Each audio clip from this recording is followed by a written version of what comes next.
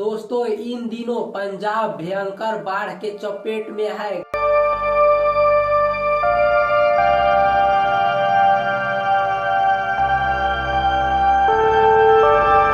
गांव गांव में पानी डूबे हुए हैं, हजारों लोग बेघर हो गए हैं और किसानों की मेहनत की फसलें तबाह हो गए हैं। सबसे बड़ा सवाल आखिर इस बाढ़ की जिम्मेवार कौन है? क्या अचानक डैम से पानी छोड़ा गया या फिर सरकार की लापरवाही, या हमारा ही सिस्टम इतना कमजोर है कि हर साल लोग इस त्रासदी को झेलने पर मजबूर हो जाते हैं। आइए इस वीडियो में हम समझते हैं कि आखिरकार पंजाब में बाढ़ कैसे आई, किसकी गलती थी और क्या क्या समाधान हो सकता था। पंजाब में 3 बड़े बड़े डैम हैं, भाखड़ा डैम, पौंग डैम और रंजीत सागर डैम। इन डैमों का काम है कि पानी को रोकना और जरूरत के हिसाब से जरूरत पड़ने पर लोगों को पानी धीरे धीरे देना। लेकिन इस साल उल्टा ही हो गया। भारी बारिश आई और पहाड़ों से ज्यादा पानी आया और वहाँ का डैम तेजी से भर गया और फिर अचानक डैम से बड़ी मात्रा में पानी को छोड़ा गया और वही पानी पंजाब के कई जिलों में बाढ़ बनकर फैल गया। सबसे बड़ी गलती यही था कि पानी को धीरे धीरे छोड़ने के बजाय बड़ी मात्रा में और अचानक छोड़ा गया। डैम की जिम्मेदारी BBMB Bhakra Beas management board पे है, लेकिन राज्य सरकारों का भी काम है कि मौसम विभाग और डैम मैनेजमेंट से मिलकर पहले ही तैयारी करें। बीबीएमबी कहता है कि हमने नियम के मुताबिक ही पानी को छोड़ा और वही राज्य सरकार कहती है कि हमें सही समय पे जानकारी नहीं दी गई। नतीजा क्या हुआ? लाखों लोग मुसीबत में पड़ गए और सरकारें एक दूसरी पर अंगुली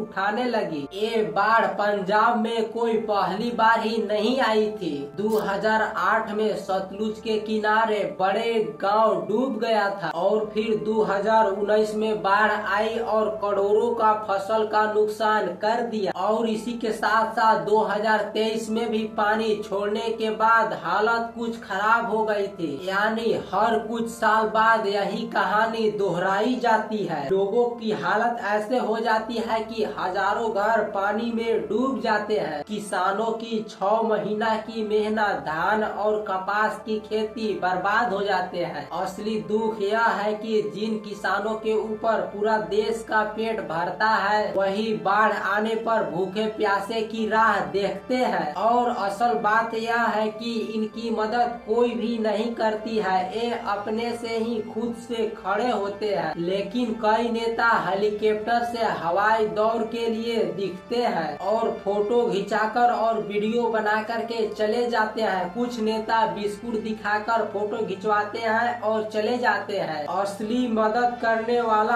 आम लोग ही है, ना कि कोई बड़ा नेता है। हजारों करोड़ों का फसल बर्बाद हो जाता है और छोटे छोटे दुकानदारों का सामान बह जाता है। सड़कें और इमारतें और पुल सभी टूट जाते हैं। यानी ये बाढ़ पानी का सिर्फ संकट ही नहीं बल्कि पंजाब की अर्थव्यवस्था के लिए भी बहुत बड़ा झटका है। अब बात यहाँ पे आती है कि जब हमारे पास इतना बड़े बड़े डैम है तो बाढ़ क्यों आती है? जब मौसम विभाग पहले से ही अलर्ट देती है तो तैयार क्यों नहीं होती है? समाधान यह है कि डैम मैनेजमेंट और सरकार दोनों को मिलकर बेहतर फ्लड मैनेजमेंट बनाना होगा। असल बात यह है कि पानी को धीरे धीरे छोड़ा जाना चाहिए, लेकिन यहाँ पे अचानक पानी को छोड़ा जाता है। गांव को पहले ही अलर्ट दिया जाए ताकि लोग अच्छे और सुरक्षित जगह पे पहले ही पहुंच जाए। और सबसे जरूरी, नेता सिर्फ दौरे ना करे बल्कि असली मदद और प्लानिंग करे। दोस्तों ये बाढ़ सिर्फ प्रकृति का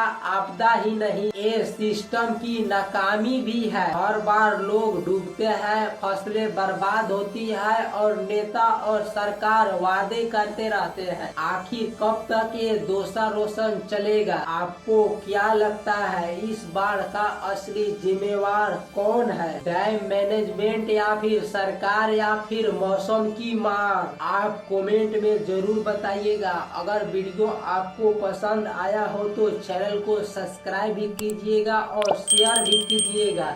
तो मिलते हैं अगले वीडियो में कुछ और नए जानकारी के साथ। तो तब तक के लिए धन्यवाद।